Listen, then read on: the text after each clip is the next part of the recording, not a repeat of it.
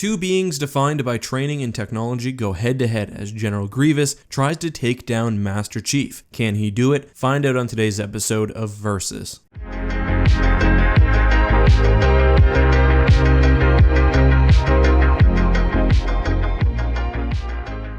Hey guys, this is Eckhart Slater. Hello and welcome to another Versus episode. Once again, the universes of Halo and Star Wars clash today. Two combatants, which are arguably more technology than living being, fight it out today. We've got Master Chief, Spartan 117 from the Halo series, and General Grievous from Star Wars Legends. We're taking the Legends version of Grievous because canon information is sorely limited, especially comparatively. Legends expands on the character through the Revenge of the Sith novelization, the book Labyrinth of Evil, and of course the old Clone Wars TV show, which unfortunately I cannot use because my video will be copyright striked. In today's matchup, we'll first describe the two combatants looking at their feats and their skills, then we'll put them to a head-to-head battle. At the end, I'll determine which one I think would win and how many times they would win out of 10. Let's start first with the good general. If you guys follow me on Twitter, you know that I've been tweeting a lot about the Revenge of the Sith novelization. That's because I've been listening to the unabridged audiobook as part of my Star Wars Legends reread. Experiencing the story again is really what drove me to make this video.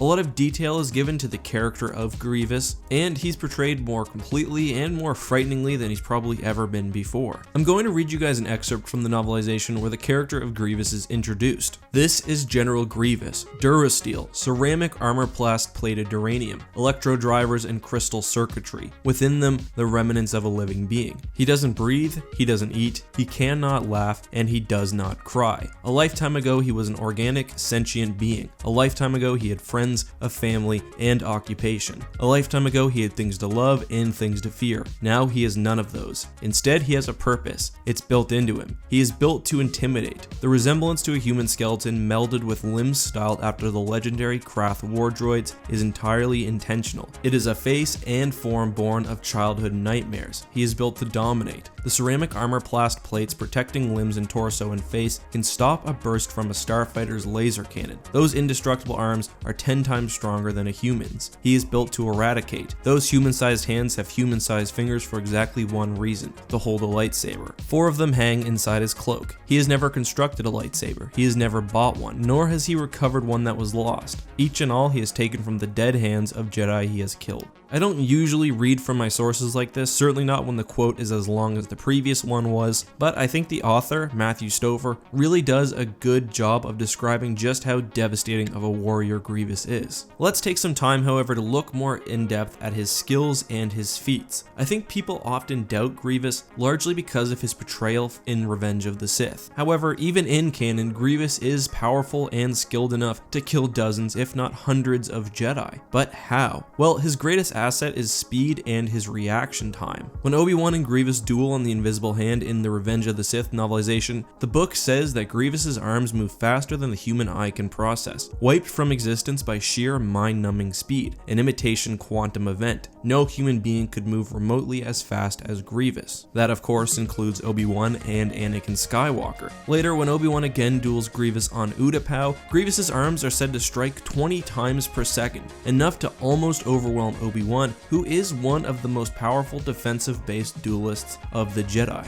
On both occasions, the cyborg's reaction time greatly outstrips that of Obi-Wan, and the Jedi is only able to survive because of his use of precognition and his almost innate ability to open himself up to the Force. In fact, Grievous's reaction time is said to be faster than any living being, human or not, Jedi or not, and this is due to robot augmentations within his brain. For example, Jedi are able to stop and deflect blaster bolts through the use of the Force and precognition. They can see where the blaster bolts will be before they're actually there. Grievous is also able to stop blaster bolts using his hands instead of lightsabers. However, this isn't through the Force or precognition, but rather the sheer processing power that his brain possesses. This speed is paired with incredible strength. As mentioned earlier, Grievous is an order of magnitude stronger than even the strongest human being. Each one of his arms is a deadly weapon capable of killing. Again, in the Revenge of the Sith novelization, we see him easily crush skulls, break Durasteel computers, and really just show an immense level of strength. This strength is tied mostly to his machine parts, which also make him extremely durable. Although it may seem exaggerated above, other sources have reinforced the idea that Grievous's body can survive survive laser blasts from starfighters. He does, however, obviously have some weaknesses. Obi-Wan exploits this by destroying his vulnerable organic material, which rests within inside the armor. I also think that an attack to his eyes could be successful. However, vulnerabilities notwithstanding, this combination of durability, strength, speed, and reaction time make Grievous one of the most devastating Clone Wars era warriors. So much so that before he leaves for Utapau, Obi-Wan is told by Mace that he may be the only Jedi who could defeat Grievous in one-on-one battle. And Mace is including himself there. He says that the only reason that Obi-Wan has a chance is because of his mastery of the Form 3 lightsaber style, which is extremely defensive. I'm not sure I buy all of that. I think Mace probably could take Grievous. However, the general is responsible for trillions of deaths between him and the soldiers that he's led. Individually, he's also defeated Dirge in one-on-one battle and personally killed dozens, if not hundreds of Jedi, many of which were masters. However, going against Grievous today is one of the toughest opponents that he would have ever encountered. Master Chief John 117 is not only from the best era of Spartans, but is likely the best Spartan ever. Here's what's up with the Spartan 2 program. They took the best children they could find, upgraded them to beyond superhuman levels, and then gave them top of the line armor, which not only protects them, but also increases their speed, strength, and just general abilities. Some, like Master Chief, are also lucky enough to receive AI companions. These AI further increase their reaction times and make them more effective and efficient